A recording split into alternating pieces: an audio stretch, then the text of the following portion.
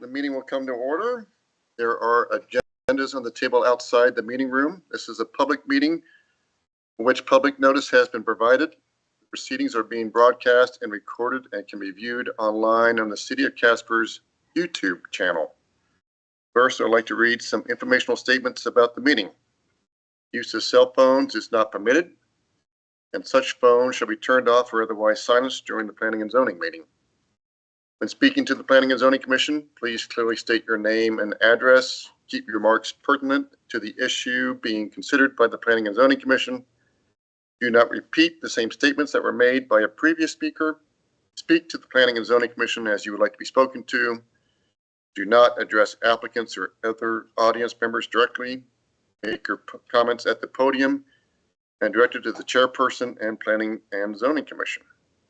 I would like to remind everyone present that the City of Casper Planning and Zoning Commission is a volunteer body composed of members of the Casper community appointed by the Casper City Council.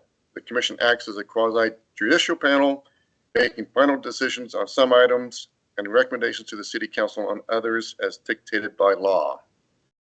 The commission may only consider evidence about any case as it relates to existing law. The commission cannot make or change planning or zoning laws, regulations, policies, or guidelines.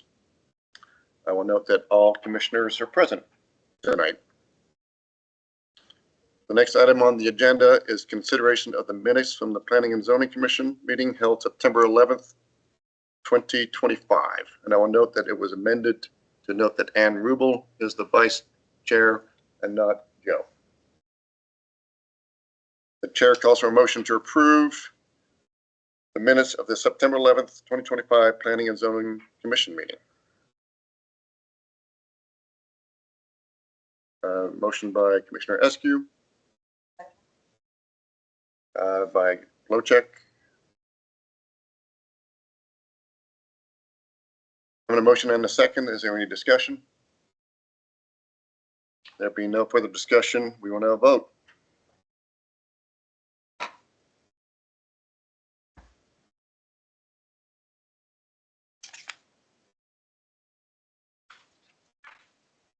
Please record the vote. With all members voting aye, the motion carries. Thank you. Next, hearings. Before we get started, just a reminder to all this evening's applicants that it takes 4 affirmative votes to pass any item, regardless of the number of commissioners present. If would like to postpone their case in anticipation of the possibility of more commissioners being present next month, which is unlikely, then I would ask you to speak up when your case is announced. Case number 1. The case tonight will be CUP 882-2025, request for conditional use permit for a bed and breakfast in an R1 residential estate zoning district located at 2250. The applicant is Lloyd L. Roan Revocable Trust and Susan L. Roan Revocable Trust. Is the applicant or the representative present, and do you wish to proceed? Okay, we'll call you up in just a minute. Can we please get staff's report at this time? Thank you, Mr. Chairman. A conditional use permit has been requested to allow a bed and breakfast in an R1 residential estate zoning district located at 2250 Newport. Section 172830 of the municipal code lists bed and breakfast as a potential conditional use under R1 zoning. The property is approximately 7.5 acres in size, and the surrounding zoning is as follows. North is Park Historic and R2, which is 1 unit residential. Both south and west are in unincorporated Natrona County, and east is R2, 1 unit residential, and also some unincorporated land. The proposed bed and breakfast would have up to 10 employees and occupants, and it's estimated that there are 75 off-street parking spaces available, all located within the fenced property. The minimum off-street parking requirement for bed and breakfast is 1 parking space per sleeping room, and the applicants are planning on having 3 to 4 guest rooms. The municipal code allows up to 64 square feet of signage for uses that are granted a conditional use permit. At present, the applicants do not plan on having any signage. If the commission approves a conditional use permit, the applicants will have a maximum of 1 year to exercise the permit, and once exercised, the permit runs with the land indefinitely. If the conditional use permit is not exercised within a year, it becomes void automatically. Staff did a search and is not aware of any other similar conditional use permits in the surrounding area. I have, as the staff report notes, I've included one letter of support.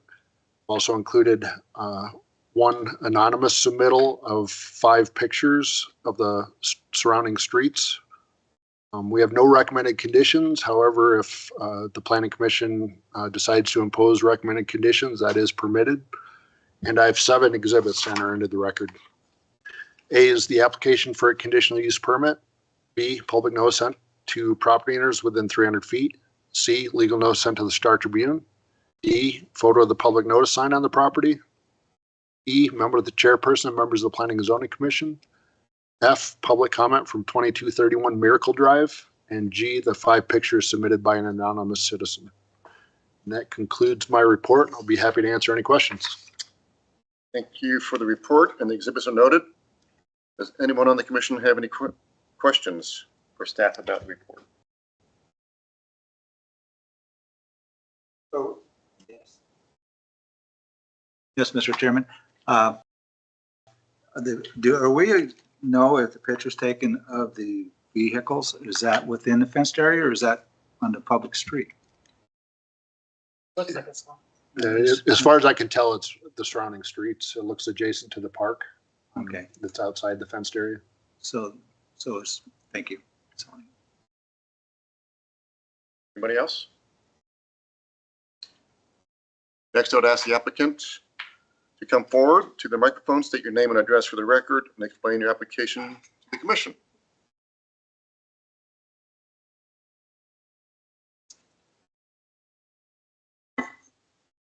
There you are. Good evening, Chairman and Planning and Zoning Commissioners. My name is Alicia Roan. My address is 6893 Mary Hester Road here in Casper, Wyoming.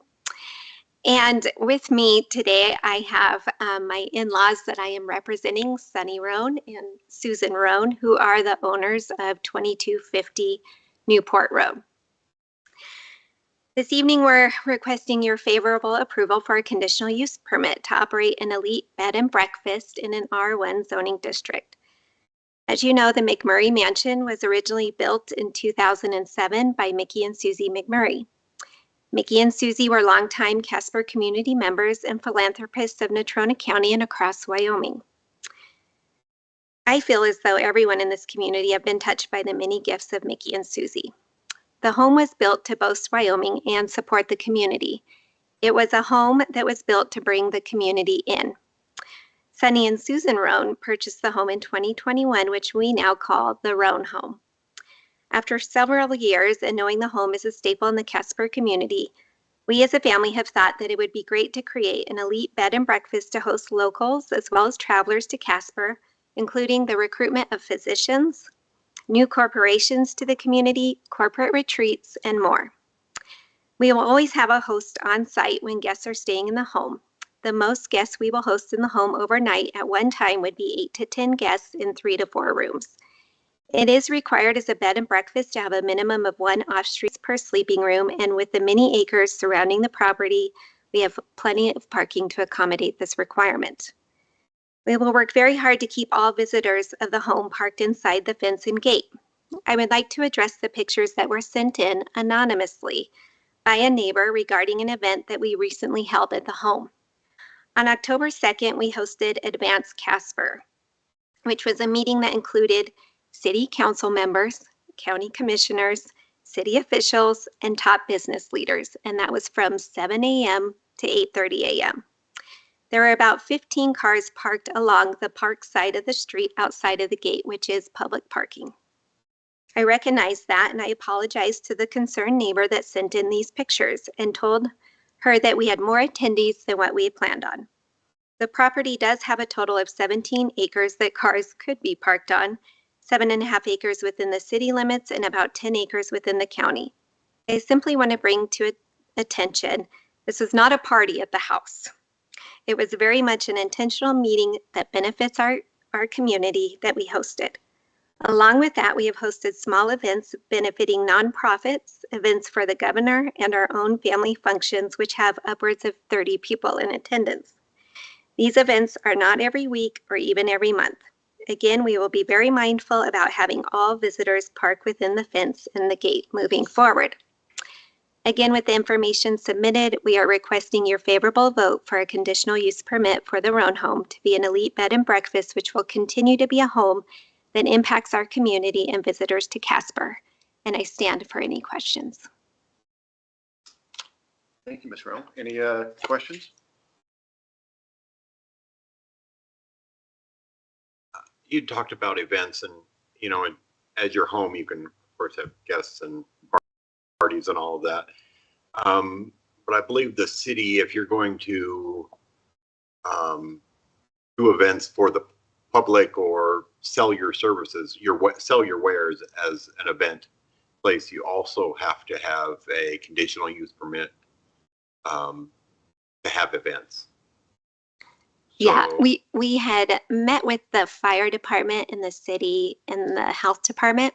And right now we're going through a life safety plan to determine the occupancy of the event space, the banquet space in the basement. And so we have hired an architect to complete that life safety plan. In hopes that if we have to sprinkle the house, we absolutely will not do that because we don't want to change the beautiful architecture of the home. But we first have to do the life safety plan with Height & Bond Architects and get that to the fire department prior to moving forward.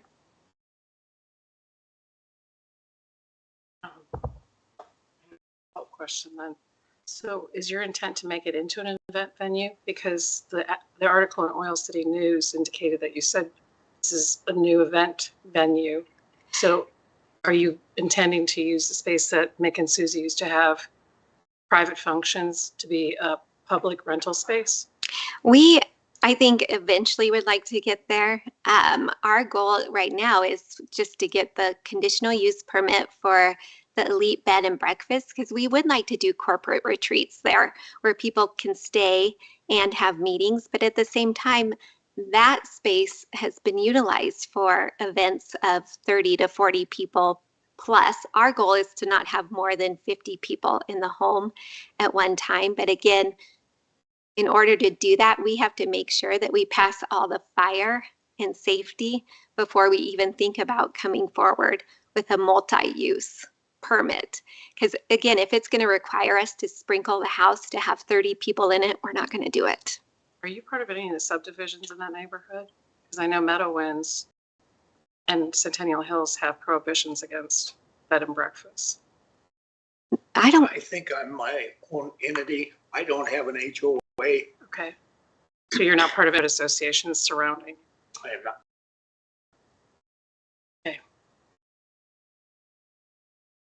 Any other questions? Okay, thank you. Okay, thank you. Now is the time when we ask members of the audience to come forward and either support the case. Please remember to state your name and address clearly into the microphone for the record. Anyone wishing to speak in support of or opposition to the case, please come forward now.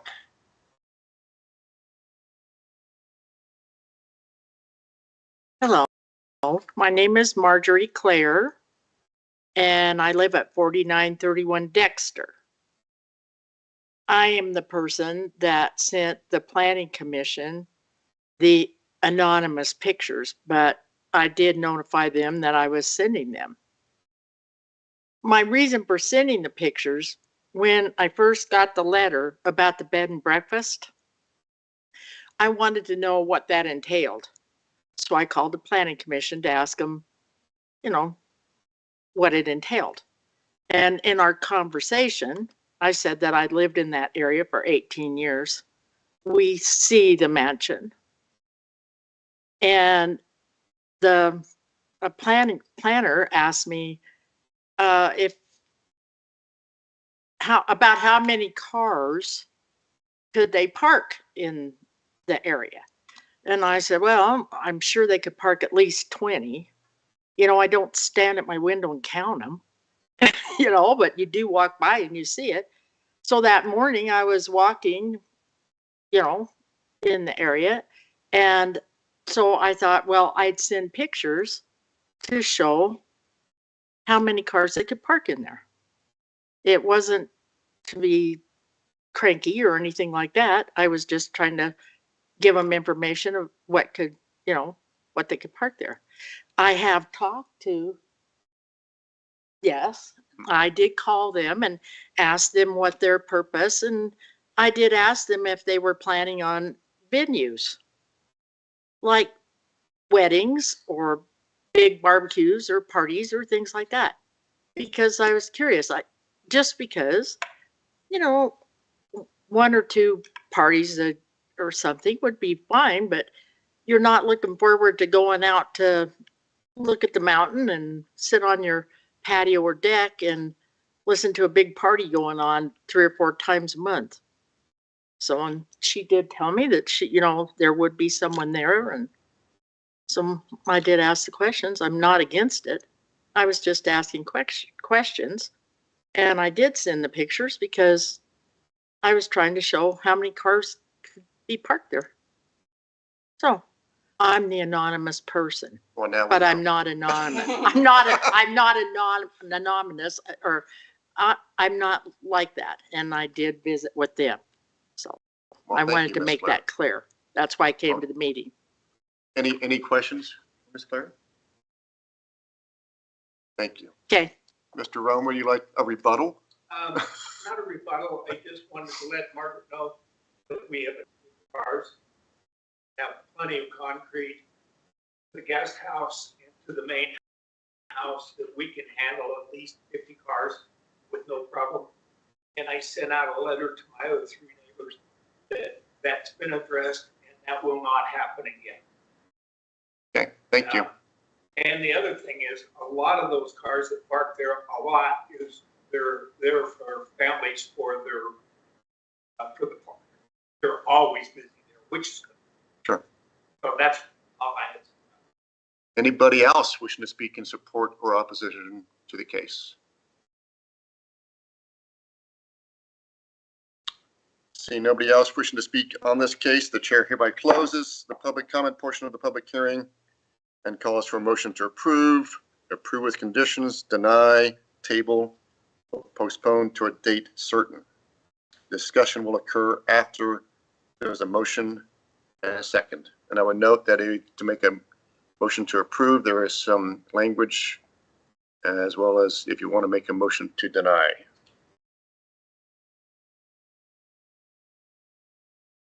I note that the Planning and Zoning Commission has considered all the relevant factors of this, including the staff report. Additional use is consistent with the spirit and purpose of the intent of this title, not substantially impair the appropriate use of the neighboring property. And it will serve the public need, convenience, and welfare. The conditional use is designed to be compatible with the adjacent land uses, the areas of its location. On this basis, I make the motion. Additional use permit. With, do not see any condition. Okay, we have a motion to approve by Commissioner Elston. We have a second. Second by Commissioner Eskew. Having a motion and a second, is there any discussion? Just need to ask, right? Going for, You turn it back. we're only considering the bed and breakfast portion of this discussion. But if they're going for the business venue, rental venue, does that come back to us or does that go to another commission? Mr. Chairman, that's a good question, and it's somewhat of a gray area. What does a bed and breakfast entail? And does that include meeting space typically, and for how many people? And I would welcome the Planning Commission's suggestions on how to deal with that. I think, in my opinion, I would say that a commercial event venue is probably different than a normal bed and breakfast, and would require either an updated conditional use permit or a new conditional use permit. And I'm happy to listen to my legal counsel as well. So, Mr. Chairman and Commission, I agree with that assessment. Bed and breakfast versus an event venue seems to be a very different thing.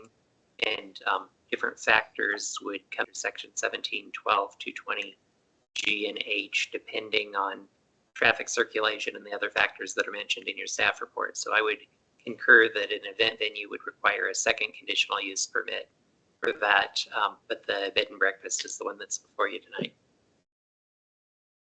Okay. Any further questions? Any further discussion? So are we going to make that or any kind of commercial, anything commercial other than a bed and breakfast? Have a come back for another. I think that's already implied by the fact that all we're doing right now is Well, approving a it's bed and not breakfast. But because it- there's it's a lot not. of times zoned and they have and do not come to it. They go straight to city council. Correct. Mr. Chairman, under 1712-220I, the commission is allowed to impose reasonable conditions or modifications based on the factors that are listed in your report, like traffic and streets and such. I think that that list is not exclusive. It says that it's not. So you certainly could amend the motion to include a condition that any type of venue driven occupancy or use would require a second conditional use permit.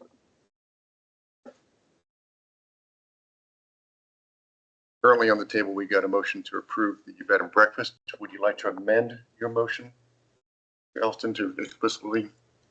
Mr. Chairman, I would like to amend it to have the condition that if an event space is going to be solicited for the residents in bed and breakfast, that it come before the planning commission for an additional conditional use permit. Commissioner Askew, do you support that amendment? Okay. Any further discussion? I just go back to the fact that when the testimony was being given, they said already that the intent of it was to have a bed and breakfast that was also a corporate retreat. So they're already implying that it's going to be used as a business. And so I don't think we're in a position to approve a business in a neighborhood. We have just placed on that conditional use permit, they would have to come back to this commission. Mr. Chairman, you need to vote on that amendment.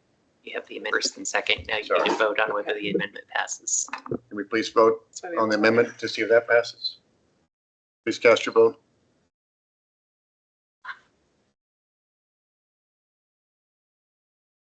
Please record the vote. All members voting aye, the motion carries. Now open for- Mr. Chairman, I think the question is the scale. If it's 4 guest rooms with 2 people per room and they're meeting in the morning, over breakfast, or if it's an outside event that's bringing people that are not staying there, that's Two different the uses. difference, the 2 different things. So I'm not sure how to address the other. Is it council? Mr. Chairman, I would suggest that by the applicant's own testimony, they said they intended to do 8 to 10 guests with 3 to 4 rooms. So that could be the way that you tie the condition to say that if the bed and breakfast is being used for more than 8 to 10 guests and 3 to 4 rooms, they need to come back for a second conditional venue. And to handle that, you would just amend your motion again. With it also being a home and they're just letting the community use that space without a fee, how does that work as well?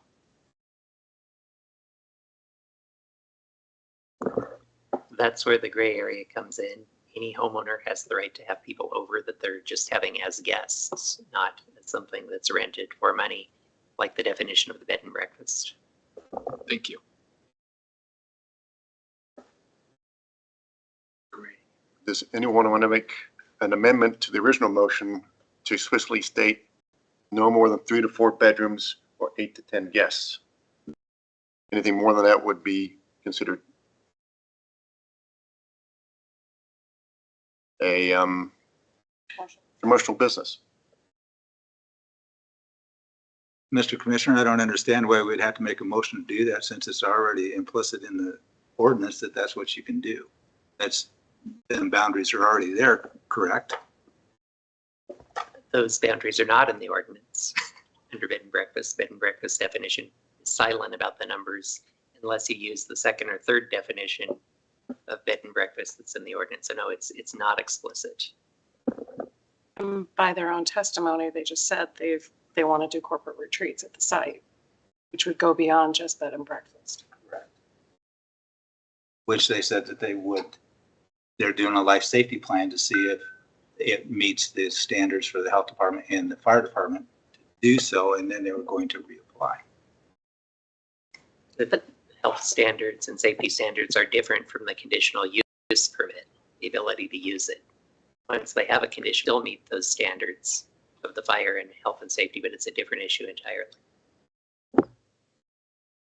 So that would be addressed later. Mr. Chairman, maybe we could ask the applicants to clarify what corporate retreat means, because if they're saying corporate retreat is the 3 or 4 bedrooms that people are staying overnight and meeting in the morning or something, or whether it's a corporate retreat means people that are not staying there are coming in for a meeting. Or a mixture of the two, where there's some people that are staying there, but other people coming to meet them. And then that becomes an event venue, not a bed and breakfast. Yes, I'd suggest clarifying it. Ms. Roan and Mr. Roan, could you help answer some of these questions for us? Here, you Yes. have to let her answer. Yeah, thank you for letting us clarify, Chairman and Commissioners. Again, our goal is to let them stay in the house and utilize space to have meetings. As a corporate retreat, that's essentially what you do. We wouldn't be bringing in any additional guests. And again, we're going through the health department, the fire department to see if we have to sprinkle the house, we will not do that. We won't have any events. And you're right, Mr. Eskew, in that we have only hosted events charitably. We've let people utilize that house at an expense to us. We haven't not charged anyone to use the house, and we still would.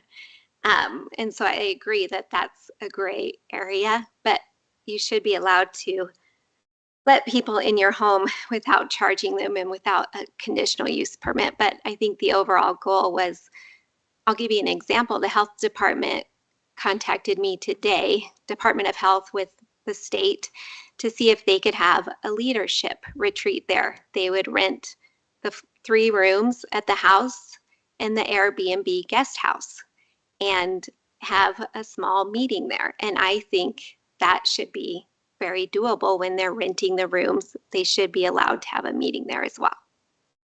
And we're not charging for the facility, we're charging for the bed and Room. breakfast. Thank you. Thanks. Any questions? Okay, thank you very much. Thank you, guys. Any further discussion?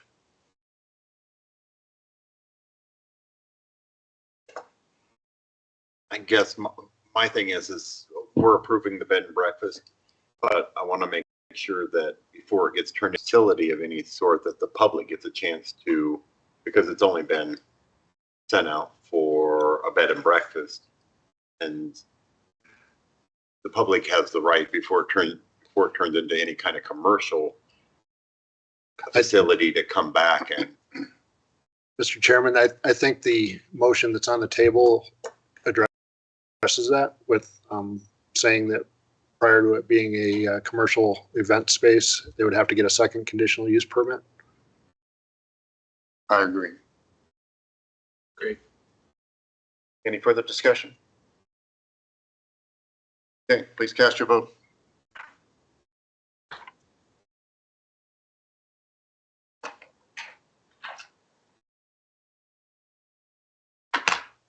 Please record your vote. With one member voting nay and all the others voting aye, the motion carries. Your application for a conditional use permit has been approved. City staff will be in touch with you shortly to complete the paperwork. Thank you. There are no special issues tonight, so we'll move on to the next item on the agenda. The chair calls for any communication from the commission. I will note that I am taking a temporary job with the city of Casper for the next 3 months. And as such, I will not be attending planning and zoning. Probably through the January meeting.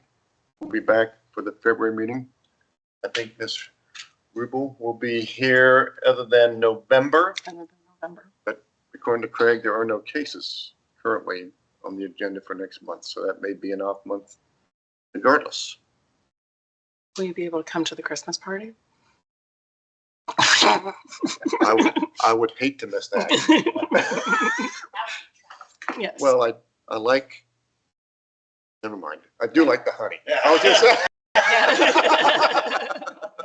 I was just gonna say you're gonna miss out on honey if you don't come. No, I didn't turn an open meeting. Any communication from the city planner?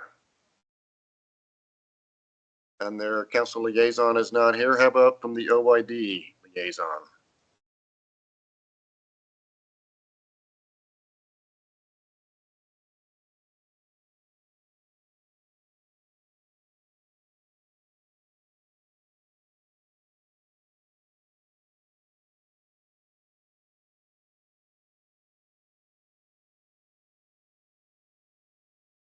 The bah humbug, is that what it is?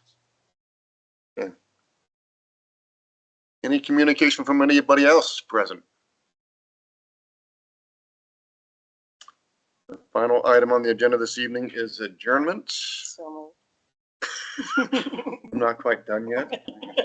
The next meeting of the Planning and Zoning Commission is currently scheduled for Thursday, November 13th, 2025 at 6 p.m. I've got a motion to adjourn by Commissioner Rubel. Second by Commissioner Hutchinson. Any discussion? Please record your vote. Please cast your vote. Please record the vote.